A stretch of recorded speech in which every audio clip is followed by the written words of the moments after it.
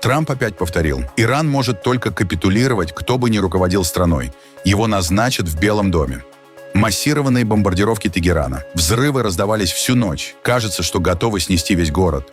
Дрононосец потоплен. США подбили самый крупный корабль со времен Второй мировой. Это самое новое и самое большое судно иранского флота. Камала Харрис выступила с речью: «А я же говорила, что Трамп это сделает». Россия снабжает Иран данными разведки. Израильтяне ликвидировали аятоллу новейшей ракетой «Синий воробей». Громкие расследования мировой прессы. Венгрия ошалела перед выборами. Задержанные инкассаторы Госбанка Украины с огромной суммой денег. Орбан пытается сделать из этого предвыборную историю. А теперь об этом подробно и по делу. Это один день. Подпишитесь, поставьте лайк этому видео и оставьте свой комментарий. Заранее спасибо и начинаем.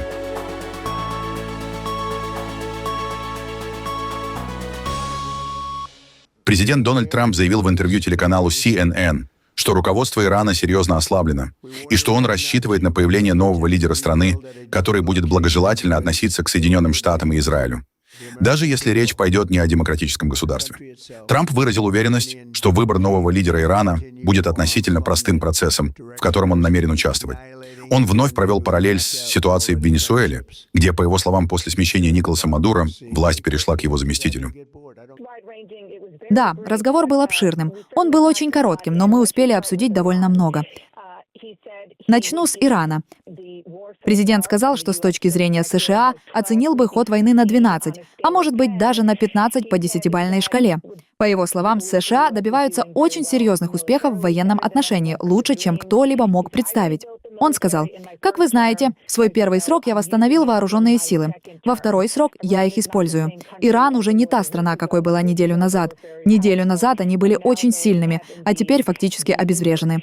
Поэтому один из ключевых вопросов: как вы понимаете, кто будет следующим? Кто станет лидером?»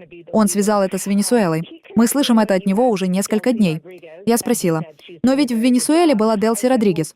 Он ответил: «Она делает очень хорошую работу». Тогда я спросила: «А вас бы устроило, если бы в Иране у власти оказался религиозный лидер?» Он сказал: «Ответ – да». То есть это не обязательно должен быть демократический лидер.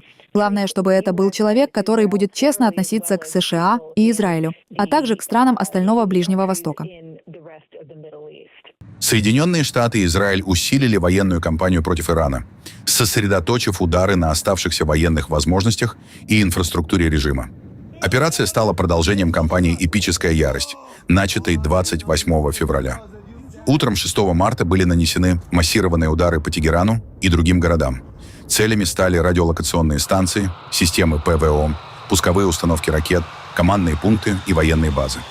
Американские силы также сообщили об уничтожении 11 иранских военных судов, а совместные удары затронули подразделения на иракско-иранской границе. В тот же день израильские ВВС атаковали объекты силовых структур в Тегеране. Днем 6 марта удары продолжились. Израильская авиация бомбила цели в Тегеране и Бейруте, а Соединенные Штаты объявили о резком наращивании военного присутствия и огневой мощи в регионе. Ночью и утром 7 марта Израиль начал новую серию широкомасштабных ударов по военным и государственным объектам в Тегеране, включая командные центры. В субботу рано утром столица Ирана подверглась авиаударам Израиля и США. В социальных сетях появилось видео, на котором показан горящий аэропорт Мехрабад в Тегеране. Иранская государственная телекомпания сообщила о взрывах и задымлении в восточной и западной частях Тегерана. Ранее израильские военные объявили о начале новой волны атак на Тегеран. Президент США Дональд Трамп заявил, что от Ирана требуется безусловная капитуляция, подтвердив намерение Вашингтона усилить давление на иранское руководство. В ответ Иран продолжил ракетные обстрелы территории Израиля, а также атаки беспилотниками по нефтяной инфраструктуре в Ираке и по аэропортам в странах Персидского залива. США потопили иранский дрононосец «Шахид Бахман Багери», один из крупнейших военных кораблей, уничтоженных со времен Второй мировой войны. Корабль водоизмещением около 42 тысяч тонн считался первым в мире специализированным носителем ударных беспилотников. Он также мог нести ракеты, вертолеты и малые катера. По данным Центрального командования Вооруженных сил США, судно было уничтожено в Персидском заливе вскоре после начала операции против Ирана 28 февраля. Для сравнения, водоизмещение немецкого линкора «Бисмарк», потопленного в 1941 году, превышало 50 тысяч тонн, тогда как ракетный крейсер «Москва» Черноморского флота России, уничтоженный украинскими силами в 2022 году, имел водоизмещение около 11,5 тысяч тонн. По информации Центком, с начала операции американские силы потопили или повредили более 20 кораблей иранских ВМС. При этом представитель ВМС Ирана Мохаммад Акбарзаде утверждает, что Тегеран полностью контролирует Ормузский пролив, ключевой маршрут мировой торговли нефтью и газом, и предупреждает о риске атак на проходящие суда. Президент США Дональд Трамп заявил, что американские военно-морские силы готовы сопровождать танкеры в проливе. Он также поручил корпорации финансирования развития США обеспечить страхование политических рисков для морской торговли в Персидском заливе. Власти Шри-Ланки опубликовали видео спасения моряков с иранского судна «Айрис Дэна». Моряки были доставлены в больницу военно-морскими силами Шри-Ланки после того, как иранский военный корабль «Айрис Дэна» был потоплен американской подводной лодкой примерно в 19 морских милях от порта Гале на юге острова. Опубликованные военно-морскими силами Шри-Ланки видеозаписи показывают, как выживших пересаживают из спасательных шлюпок на носилки на базе флота в Гале, после чего их отправляют в больницу на машинах скорой помощи. По данным властей, спасены 32 моряка, они проходят лечение в национальной больнице Гале. В результате удара погибли 87 членов экипажа. Министр иностранных дел Ирана Аббас Аракчи заявил, что атака произошла в международных водах без предупреждения и далеко от Персидского залива, где США и Израиль наносят удары по иранским объектам, а Тегеран отвечает ракетными и беспилотными атаками. В иракском Курдистане беспилотник нанес удар по одной из гостиниц в городе Эрбиль. Атака произошла на фоне сообщений о возможном выступлении курдских формирований на территорию Ирана. Эрбиль – это центр иракской курдской общины. Ранее посольство США в Багдаде предупреждало о возможных атаках поддерживаемых Ираном вооруженных группировок на места пребывания иностранцев в иракском Курдистане. Предупреждение появилось на фоне сообщений о переговорах администрации Трампа с иракскими курдами о возможном участии в кампании против исламистского режима в Ираке. Соединенные Штаты располагают достаточными запасами оружия для удовлетворения оперативных потребностей, связанных с войной в Иране, заявила пресс-секретарь Белого дома Кэролайн Левитт. Эти слова прозвучали перед встречей Дональда Трампа и Пита Хексета с военными подрядчиками. Обсуждалось ускорение и наращивание производства оружия для армии США. Как вы все знаете, президент через несколько минут встретится с представителями оборонных подрядчиков здесь, в Белом доме, вместе с министром Хексетом. Это запланированная встреча, и ее цель – обсудить активную и решительную поддержку президентом быстрого наращивания возможностей американских производителей по выпуску американского оружия, которое, как мы знаем, является лучшим в мире. Президент подписал соответствующий указ ранее в этом году. Это давняя политическая цель этой администрации, поэтому он будет напрямую общаться с этими оборонными подрядчиками. Но, конечно, как и утверждал президент, у нас более чем достаточно боеприпасов, оружия и запасов для достижения целей операции «Эпическая ярость» и даже больше. Также Левитт подтвердила информацию, что США и Израиль близки к полному контролю над иранским небом. Можете ли вы подтвердить, что США действительно взяли под полный контроль воздушное пространство Ирана, как сообщалось в последние несколько дней? Трамп сказал, что это произойдет в течение нескольких часов, в течение нескольких дней. Можете ли вы подтвердить что-либо подобное? Я не буду забегать вперед и говорить о сроках. Скажу лишь то, что президент Трамп уже изложил. Достижимые цели операции «Эпическая ярость», как мы ожидаем, будут достигнуты примерно за 4-6 недель, и мы уверенно движемся к их выполнению. Уничтожив иранский флот, мы знаем, что потопили более 30 иранских судов и кораблей, и теперь их военно-морской флот признан неэффективным в бою. Устранив угрозу баллистических ракет, которую Иран представлял для Соединенных Штатов и наших войск на базах в регионе, мы проделали огромную работу. Вооруженные силы Соединенных Штатов проделали огромную работу. Итак, Дональд Трамп встретился с руководителями 7 основных оборонных подрядчиков американской армии. Сейчас Пентагон пытается восполнить запасы вооружений, израсходованные во время ударов США по Ирану и в ходе других недавних военных операций. Трамп требует ускорить производство оружия, поскольку операция против Ирана потребовала значительного расхода боеприпасов. Однако ранее на этой неделе американский чиновник сообщил агентству Reuters, что переговорщикам Пентагона не удается так быстро, как хотелось бы, договориться с крупными оборонными подрядчиками о новых условиях поставок. Администрация также постепенно усиливает давление на оборонные компании, требуя направлять прибыль на увеличение производства, а не выплаты дивидендов акционерам. Мы только что завершили очень хорошую встречу с крупнейшими американскими оборонными компаниями, где обсудили производство и производственные графики. Они согласились в 4 раза увеличить производство вооружений наивысшего класса, поскольку мы хотим как можно быстрее достичь максимально возможного уровня объемов производства. Расширение началось за 3 месяца до встречи, и заводы и производство многих из этих видов оружия уже идут полным ходом. У нас практически неограниченный запас боеприпасов средней и высшей средней грузоподъемности, которые мы используем, например, в Иране, а недавно и в Венесуэле. Тем не менее, мы также увеличили заказы на эти виды вооружений. На встрече присутствовали генеральные директора BAE Systems, Boeing, Honeywell Aerospace, L3 Harris Missile Solutions, Lockheed Martin, Northrop Grumman и Raytheon. Встреча завершилась еще одной встречей, запланированной через 2 месяца. Штаты по всей стране участвуют в тендерах на строительство этих новых заводов. Спасибо за внимание к этому вопросу. Президент Дональд Трамп. В Соединенных Штатах простились с правозащитником и борцом за равноправие Джесси Джексоном.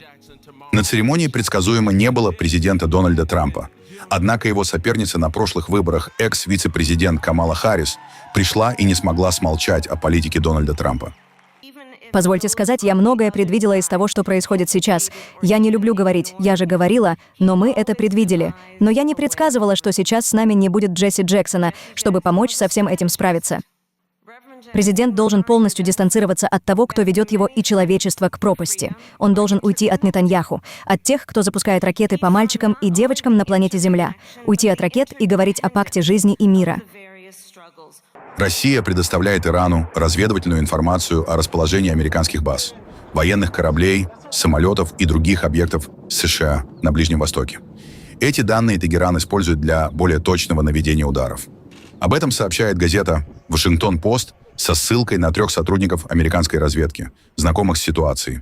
По словам одного из источников, речь может идти о достаточно масштабной программе обмена разведданными.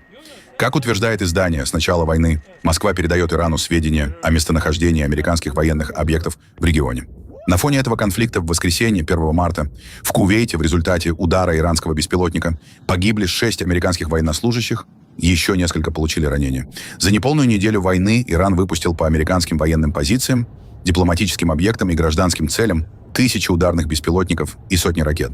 При этом министр обороны США Пит Хексет на этой неделе заявил, что Россия и Китай якобы не играют существенной роли в нынешнем ближневосточном конфликте. Источники, знакомые с ситуацией, также отмечают, что Китай, несмотря на тесные связи с Тегераном, по всей видимости, не оказывает Ирану прямой оборонной помощи. Эксперты считают, что передача российских разведданных может объяснить высокую точность некоторых иранских ударов. В частности, были поражены радиолокационные системы раннего предупреждения, элементы инфраструктуры управления и временные военные объекты. На днях, как утверждается, был нанесен точный удар по представительству Центрального разведывательного управления США на территории американского посольства в Эр-Рияде. Эксперт по российским вооруженным силам из фонда Карнеги Дара Масика отмечает, что Иран обладает лишь ограниченным количеством военных спутников и не располагает собственной полноценной спутниковой группировкой. Поэтому данные космической разведки, которыми может делиться Россия, имеют для Тегерана особую ценность. Особенно с учетом того, что Москва за годы войны против Украины значительно усовершенствовала методы наведения и целеуказания. Таким образом, делает вывод издания, в быстро расширяющемся конфликте на Ближнем Востоке может косвенно участвовать еще один крупный противник США – государство, обладающее серьезными разведывательными возможностями и ядерным арсеналом. А вот как информацию о предоставлении России разведданных Ирану прокомментировала пресс-секретарь Белого дома Кэролайн Левитт. У вас свои дедлайны, у меня свои. Кристен, вы только что сказали на Fox полную ерунду. То, что я имела в виду, Кристен, и спасибо, что дали мне возможность прояснить, заключается в том, что это действительно не оказывает никакого влияния на военные операции в Иране, потому что мы полностью их уничтожаем. Как я уже говорила ранее, мы вывели из строя почти 30 их кораблей. Их военно-морские силы признаны небоеспособными. 90% сокращение ответных ударов баллистическими ракетами по Соединенным Штатам и нашим партнерам в регионе Персидского залива. Так что, разумеется, мы достигаем военной цели этой операции, и это будет продолжаться, потому что вооруженные силы Соединенных Штатов — самая наилучшая и самая смертоносная боевая сила в мире. Я позволю президенту самому высказаться по этому поводу. Что президент имеет в виду, когда призывает к безоговорочной капитуляции? В прошлом президенты так не делали. Увидимся позже. В прошлую субботу Израиль применил мощную баллистическую ракету, которая поднялась почти до границы космического пространства, а затем поразила цель в Иране, уничтожив верховного лидера страны и десятки его ближайших соратников. Сила удара была настолько велика, что обломки ракеты обнаружили даже на западе Ирака, сообщает газета «Нью-Йорк Пост». Речь идет о ракете Blue Sparrow, «Синий воробей», разработанной израильским оборонным концерном Rafael Advanced Defense Systems. Она способна преодолевать расстояние до 2000 километров и перед ударом подниматься за пределы плотных слоев атмосферы на высоту более 80 километров. Как отмечает издание, операция стала результатом многолетней работы израильской разведки, которая собирала информацию о повседневных передвижениях иранского руководства. Первоначально удар планировали нанести ночью в субботу, однако график изменили после получения данных о том, что утром должно состояться совещание высших должностных лиц в Тегеране. Ключевую роль в отслеживании ситуации сыграла одна из камер наблюдения, расположенная поблизости. Перед атакой израильские официальные лица распространяли дезинформацию о том, что военные отправляются домой на шаббат. Высокопоставленные чиновники и представители командования демонстративно покидали штаб-квартиру Israel Defense Forces, после чего тайно возвращались для подготовки удара по резиденции верховного лидера. По данным источников, Али Хаменеи большую часть времени проводил в глубоком подземном бункере, пытаясь укрыться от возможных атак. Однако информация о его перемещениях в режиме реального времени поступала израильской стороне, что позволило выбрать наиболее подходящий момент для удара. Израильские истребители «Макдоналл», «Даглас F-15 Eagle» и другие самолеты поднялись в воздух около 7:30 утра по иранскому времени. Примерно через 2 часа по центру резиденции Хаменеи было выпущено около 30 ракет, включая Blue Sparrow. Одновременно израильские военные вывели из строя около 10 вышек мобильной связи рядом с правительственным комплексом, чтобы лишить охрану возможности получить предупреждение о нападении. Иранские власти официально подтвердили смерть аятоллы лишь на следующий день, 1 марта. Высший совет национальной безопасности Ирана заявил, что гибель верховного лидера станет отправной точкой для великого восстания против тиранов всего мира. Канцлер Германии Фридрих Мерц на партийном митинге в пятницу вечером заявил, что Германия будет и дальше, безусловно, поддерживать Израиль. Его слова прозвучали после того, как один из присутствующих выкрикнул «Палестина» и развернул транспарант в поддержку Палестины. Это решающие выборы в Баден-Вюртемберге. Да, я с удовольствием прокомментирую, если вы помолчите. Дамы и господа, возглавляемое мной федеральное правительство никогда не оставит сомнений в нашей позиции. Мы поддерживаем Израиль. Мы поддерживаем.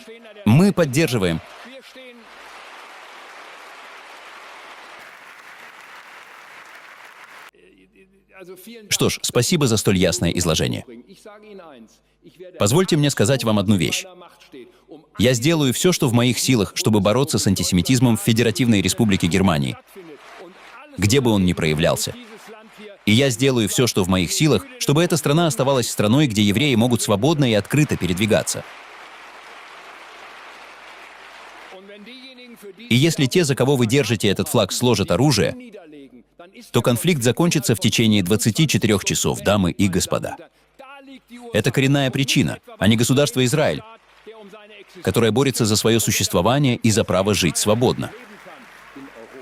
В Европе осталось не так много центристских партий, которые все еще могут обеспечить себе большинство в парламентах. Италия, Франция, Великобритания, многие другие европейские страны смотрят на нас с большой завистью и говорят: «Надеюсь, вы останетесь стабильной страной в самом сердце Европы, на которую мы сможем рассчитывать в будущем, чтобы вы снова смогли стать движущей силой и лидером в Европе». Они смотрят на меня не потому, что меня зовут Фридрих Мерц. Они смотрят на меня потому, что я канцлер Германии, от которого они многого ожидают.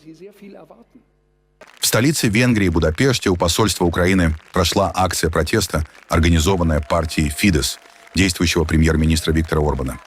Собравшиеся требовали от официального Киева объяснений, откуда взялись деньги, которые перевозили украинские инкассаторы государственного Ощадбанка из австрийского Райффайзенбанка в украинский Райффайзенбанк. Орбан и его правая рука, министр иностранных дел Питер Сиярту, утверждают, что деньги якобы принадлежат некой украинской мафии. Зачем, собственно, они перевозят через Венгрию $900 миллионов, 420 миллионов евро наличными и 146 килограммов золота? В чем причина всего этого? Это деньги украинской военной мафии? Мы требуем немедленных объяснений от украинцев. Они должны сказать, чьи это деньги и на что они их тратят. И они должны сказать, эти деньги просто переправляются через Венгрию или иногда останавливаются здесь. И если да, то кто их тратит? И в чьих интересах они расходуются? Мы требуем немедленных объяснений всему этому. Задержанная венгерскими властями сумма еще утром была как минимум в 17 раз меньше. Примерно $82 миллиона наличными и золотом. Но выступая на митинге днем, Сиярту умножил цифры. Задержание украинских инкассаторов совпало с пиком антиукраинской кампании, развернутой Виктором Орбаном в преддверии парламентских выборов 12 апреля. Согласно социологическим опросам, действующий премьер-министр страны после голосования 12 апреля с большой долей вероятности может лишиться своего поста и по факту завершить политическую карьеру. В своих неудачах Орбан винит руководство Евросоюза и Украину. Наиболее преданные избиратели эту версию поддерживают. Я согласна с тем, что сказал министр Петер Сиярто. Мы задаемся вопросом, какая часть этих денег остается здесь, для партии ТИСА, и продолжает использоваться таким образом. Они в Брюсселе все следуют указаниям. Они подстрекают этого глупого Зеленского к войне, вместо того, чтобы сесть за стол переговоров и заключить мир. Участники акции держали плакаты с фотографиями президента Украины Владимира Зеленского и лидера венгерской оппозиции Петера Мадьяра. На баннерах были надписи «Скажем нет украинской марионетке» и «Украина равно мафия». Министр иностранных дел Венгрии также обвинил Украину во вмешательстве во внутреннюю политику страны и попытках добиться прихода к власти дружественно настроенного к Украине премьер-министра. Украинцы вмешиваются в венгерские выборы гораздо жестче и серьезнее, чем когда-либо прежде. Чего они хотят? Они хотят проукраинского правительства, и его должен возглавлять проукраинский премьер-министр. Они должны прекратить угрозы и шантаж. Они должны понять, что Венгрия — страна венгров, и только мы, венгерский народ, можем решить будущее этой страны. Дорогие друзья, слава Венгрии! По данным социологических опросов, опубликованных 4 марта, правоцентристская партия ТИСА, которую возглавляет Петер Мадьяр, опережает правящую партию Виктора Орбана, Фидес, накануне парламентских выборов, назначенных на 12 апреля.